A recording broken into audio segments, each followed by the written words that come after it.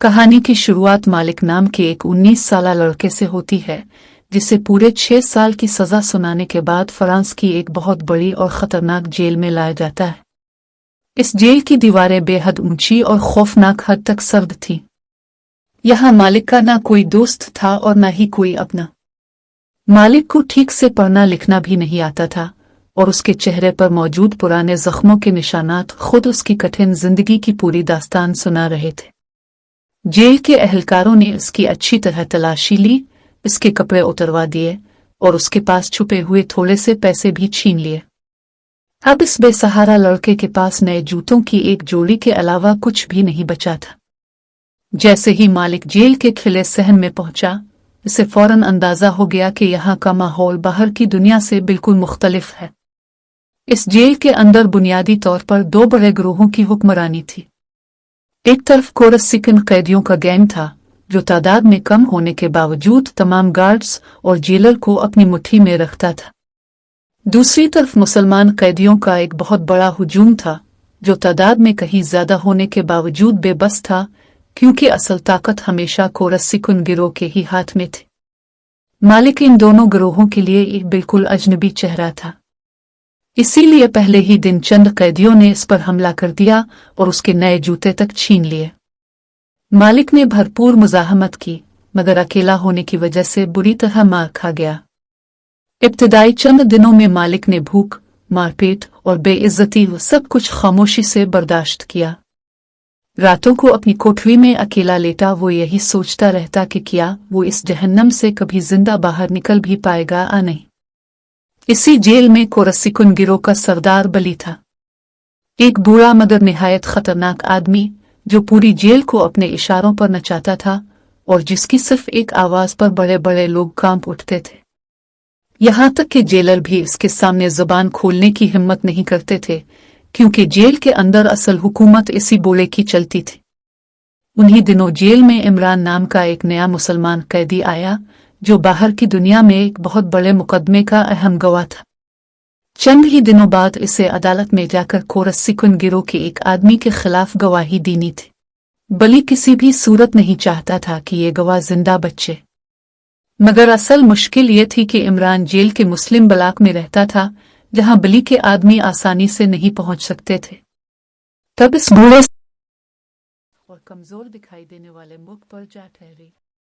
बली ने मुल्क को अपने पास बुलाया और उसके सामने ऐसी शर्त रख दी कि सुनते ही इसके पांव तले जमीन निकल गई। इसने साफ अल्फाज में कहा, या तो इमरान को मार दो या फिर अपनी मौत के लिए तैयार हो जाओ। मुल्क बुरी तरह घबरा गया, क्योंकि इसने आज तक कभी किसी का कत्ल नहीं किया था। इसने किसी न किसी तरह जेल के एक बड़े अफसर तक अपनी बात पहुंचाने की कोशिश की ताकि इस मुसीबत से बच सके, मगर कोरसिकन गिरोह को इसकी इस कोशिश की खबर हो गई। उन्होंने इसके सर पर प्लास्टिक की थैली चढ़ाकर इसका दम घोटने की कोशिश की और इसे डराते हुए कहा कि इस जेल में सिर्फ उन्हीं का हुक्म चलता है। खौफ के मारे मुख ने आखिरी चाल चली। उसने जानबूझकर एक दूसरे कैदी की पिटाई में हिस्सा लिया ताकि सजा के तौर पर उसे तन्हाई की कोठरी सोलिटरी कन्फाइनमेंट में भेज दिया जाए और इसे यह कत्ल न करना पड़े। मगर यह मंसूबा भी नाकाम हो गया, क्योंकि बली ने इसे पकड़कर बेरहमी से मारा पीटा। अब मुल्क के पास इस खौफनाक काम को अंजाम देने के सिवा कोई रास्ता नहीं बचा था। कोरसिकन लोगों ने उसे समझाया कि वो एक तेज धार ब्लेड अपने मुंह में, गाल और दांतों के दरमियान छुपा कर रखेगा, फिर दोस्ती का बहाना बनाकर इमरान के करीब जाएगा, इसका एतमाद हासिल करेगा और मुनासिब मौका मिलते ही इसे कत्ल कर देगा। मलिक ने अपनी कोठरी में अकेले बैठकर कई बार इस ब्लेड को मुंह में छुपाने की मशक की, मगर हर बार वो तेज धार ब्लेड इसकी जुबान और गाल को काट देता और इसका मुंह खून से भर जाता। मासूम दिखाई देने वाले इस लड़के के लिए यह सब किसी भयानक ख्वाब से कम न था, लेकिन अपनी जान बचाने के लिए उसे यह सब बर्दाश्त करना ही पड़ा। आखिरकार वो मनहूस दिन आ ही गया जब मुल्क को इमरान की कोठरी में भेजा गया। इमरान ने समझा कि यह सीधा सादा लड़का वाकई इससे दोस्ती करने आया है, इसलिए इसने बड़ी मोहब्बत से इससे बातें की। जब उसे मालूम हुआ कि मुख पढ़ना लिखना भी नहीं जानता तो उसने इसे किताबें देने और खुद पढ़ाने का वादा भी कर लिया। इमरान ने जाते जाते मुख से एक बहुत खूबसूरत बात कही, जिंदगी में हमेशा पहले से ज्यादा समझदार बनते रहना चाहिए। मगर इस वक्त मुल्क के दिल में कुछ और ही चल रहा था। जैसे ही उसे मुनासिब मौका मिला, उसने अपने मुंह से छुपा हुआ ब्लेड निकाला और इमरान पर हमला कर दिया। ये लम्हा निहायत खौफनाक और बेरहम साबित हुआ। इस झड़प में मुल्क खुद भी बुरी तरह जख्मी हो गया, मगर आखिरकार वो अपना मकसद पूरा करने में कामयाब हो गया। इमरान वहीं फर्श पर तड़पते तड़पते दम तोड़ गया। इसके बाद मलिक ने बड़ी एहतियात से वो ब्लेड मुर्दा इमरान के हाथ में रख दिया और फर्श पर बिखरे खून से बचते हुए गुस्ल खाने में जाकर अपनी कमीज से खून के तमाम निशानात धो डाले। ये एक कत्ल मुल्क की पूरी जिंदगी को जड़ से बदल देने वाला साबित हुआ, क्योंकि अब वो कोरसिकुन गिरोह की पनाह में आ चुका था। बली ने इसे सिगरेट के पूरे पूरे डब्बे भिजवा कर ये एहसास दिलाया कि अब वो उनकी हिफाजत में है, मगर इस तहफ़्फ़ुज़ की कीमत बहुत भारी थी। कोरसिकुन लोग मुल्क को ज़रूआ बराबर इज्जत नहीं देते थे। वो इसके साथ एक नौकर की तरह पेश आते, इसे बेवकूफ़ समझते और हर वक्त उसका मजाक उड़ाते रहते। दूसरी तरफ जेल के बाकी मुसलमान कैदी भी इसे गद्दार समझने लगे, एक ऐसा शख्स जो कोरसिकुन लोगों की खुशामद करता है। बेचारा मक दोनों तरफ से तन्हा हो गया। ना वो पूरी तरह इधर का रहा और ना अलिफादेर का। मगर असल मुसीबत तो अब शुरू हुई, क्योंकि जिस इमरान को मुक ने अपने हाथों कत्ल किया था, वो अब एक साए की तरह इसकी जिंदगी में वापस आने लगा। रात के सन्नाटे में अपनी तन्हा कोठरी में मुल्क को अक्सर इमरान साफ दिखाई देता, जिसके गिले पर ब्लेड के वही गहरे जख्म नुमायां होते। मगर हैरान कुन बात यह थी कि यही साया आगे चलकर उसे हर नई चाल समझने में मदद देने लगा। मलिक ने आहिस्ता आहिस्ता अपने खौफ को अपनी ताकत में बदलना सीख लिया और यहीं से इसके अंदर छुपा हुआ असल खिलाड़ी जाग उठा। इमरान के वो आखिरी अल्फाज मुल्क के दिल पर गहरा नक्श छोड़ गए। उसने दिल ही दिल में फैसला कर लिया कि अब वो सिर्फ किसी का गुलाम बनकर नहीं रहेगा, बल्कि जिंदगी में कुछ बनकर दिखाएगा। सबसे पहले इसने पढ़ना लिखना सीखना शुरू किया। इसी दौरान जेल में उसकी मुलाकात रेहान नामी एक और मुसलमान कैदी से हुई। रेहान एक तालीम याफ्ता और निहायत समझदार इंसान था, जिसने मुल्क को हरूफ पहचानना, अल्फाज जोड़ना और पढ़ना सिखाया। वक्त गुजरने के साथ दोनों के दरमियान गहरी दोस्ती कायम हो गई। मुल्क ने जेल में होने वाली तालीमी क्लासों में भी जाना शुरू कर दिया। वो छोटी बड़ी चीज सीखने लगा जो आगे चलकर उसके काम आ सकती थी। जो लड़का कभी अपना नाम तक नहीं लिख सकता था, अब वो किताबों के सफ़े पलटने लगा था। रेहान सिर्फ इसका उस्ताद ही नहीं था, बल्कि इस तारीख दुनिया में उसका वाहिद सच्चा दोस्त भी बन चुका था। दोनों घंटों बैठकर बातें करते और पहली बार मुल्क को महसूस हुआ कि इस जेल में कोई तो है जो उसे एक इंसान समझता है। मगर मुल्क ने सबसे जहानत भरा और सबसे अहम काम ये किया कि उसने खामोशी से उन्हीं कोरसिकुन लोगों की जुबान सीखनी शुरू कर दी और पूरी जेल में किसी को इसकी खबर तक ना हुई। बली और उसके आदमी मुल्क के ऐन सामने खड़े होकर अपनी जुबान में खुले आम बड़े बड़े मंसूबे बनाते। उन्हें यकीन था कि इस बेवकूफ़ लड़के को उनकी एक बात भी समझ नहीं आएगी, मगर उन्हें ज़रा भी अंदाज़ा न था कि मुल्क अब उनकी एक एक बात बखूबी समझने लगा है। वो खामोशी से एक कोने में खड़ा रहता, उनके तमाम राज सुनता और उनके धंधे की हर बारीकी को समझता रहता। अब मुल्क अच्छी तरह जान चुका था कि इस जंगल जैसे निज़ाम में जिंदा रहने और ऊपर उठने का सिर्फ एक ही उसूल है: अपने दुश्मनों की कमजोरियां और उनके राज हमेशा अपने पास महफूज रखो। फिर एक दिन जेल के अंदर एक बहुत बड़ी तब्दीली आई। हुकूमत ने हुक्म जारी कर दिया कि ज्यादातर कोरसिकन कैदियों को इस जेल से मुंतकिल करके उनके अपने इलाकों के करीब दूसरी जेलों में भेज दिया जाए। एक एक करके बली के कई पुराने और सबसे काबिल एतमाद साथी जेल छोड़कर चले गए। यूं वो बूढ़ा सरदार, जो कभी बेहद ताकतवर था, आहिस्ता आहिस्ता तन्हा होता चला गया। इसके पास अपने काम करवाने के लिए लोग कम होते गए और उसकी गिरफ्त कमजोर पड़ने लगी। आखिरकार मजबूरी में बली के पास मुल्क पर भरोसा करने के सिवा कोई दूसरा रास्ता ना बचा। इसी अरब नौजवान को इसने अपनी आंख और अपने कान बना लिया। अब मुल्क जेल के अंदर बली के लिए हर खबर लाता, हर सरगर्मी पर नजर रखता और उसके तमाम छोटे बड़े काम खुद संभालता था। जैसे जैसे मुक का रवैया बेहतर होता गया, जेल के हुक्काम ने इसे कुछ घंटों के लिए बाहर जाने की इजाज़त देनी शुरू कर दी, जिसे मुख्तसर रुखसत कहा जाता था। लेकिन हर बार जब मुक बाहर जाता, बली इसे अपना कोई ना कोई गैर कानूनी काम ज़रूर सौंप देता, क्योंकि इस बूढ़े की सोच ये थी कि वो जेल के अंदर बैठे बैठे भी अपना सारा कारोबार इसी लड़के के ज़रिए बाहर चलाता रहेगा। मगर यही वो मकाम था जहाँ मलिक ने अपनी असल ज़हानत दिखाई। वो बाहर जाकर सिर्फ बली के काम ही अंजाम नहीं देता था, बल्कि खामोशी से अपना अलग कारोबार भी खड़ा करने लगा। वो अपने चंद घंटों में पूरे दिन का काम मुकम्मल कर लेता, और जब भी वापस आता तो इसका कारोबार और उसकी जेब में मौजूद पैसा हमेशा बढ़ा हुआ होता था। ये एक निहायत खतरनाक दोहरा खेल था, जिसमें ज़रा सी गलती भी इसकी जान ले सकती थी, मगर मुक अब हर खतरा मोल लेने के लिए तैयार था। एक तरफ वो बूढ़े सरदार का वफादार मुलाजिम बना रहता, जबकि दूसरी तरफ जेल से बाहर अपना कारोबार आहिस्ता आहिस्ता बढ़ा रहा था।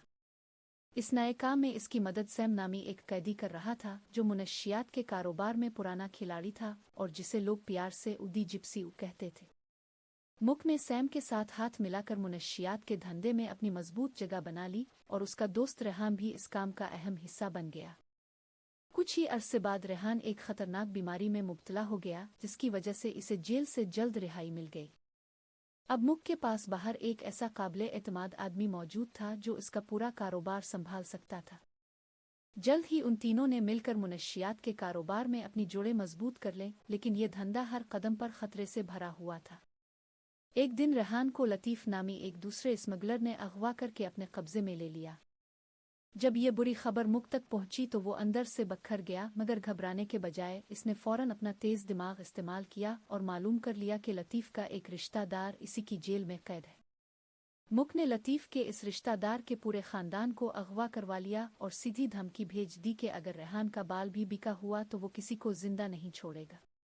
इस सख्त चाल के सामने आखिरकार लतीफ़ को झकना पड़ा और उसने रेहान को सही सलामत रहा कर दिया, जिससे ये बात वाज़ेह हो गई कि अब मुल्क कोई डरा सहमा लड़का नहीं रहा था, बल्कि एक चालाक और ज़हीन खिलाड़ी बन चुका था। लेकिन ये बातें ज़्यादा देर तक बली से छुपी ना रह सकी। एक दिन इस बूढ़े सरदार को मालूम हो गया कि मुक बाहर जाकर न सिर्फ इसका काम करता है, बल्कि साथ साथ अपना अलग कारोबार भी खड़ा कर रहा है, और ये बात इसे बिल्कुल बर्दाश्त न हुई। गुस्से से भरकर बली ने मुल्क को एक निहायत दर्दनाक सजा दी। उसने एक चम्मच पूरी ताकत से मुल्क की आंख पर दबा दिया, जिसकी वजह से इसकी एक आंख की बिनाई काफी अरसे तक कमजोर हो गई। ये बली का तरीका था उसे ये याद दिलाने का कि असल मालिक आज भी वही है। मगर मलिक ने यह शदीद दर्द भी खामोशी से बर्दाश्त किया, कुछ न कहा, लेकिन इसके दिल में इस बूढ़े के लिए नफरत और भी गहरी होती चली गई।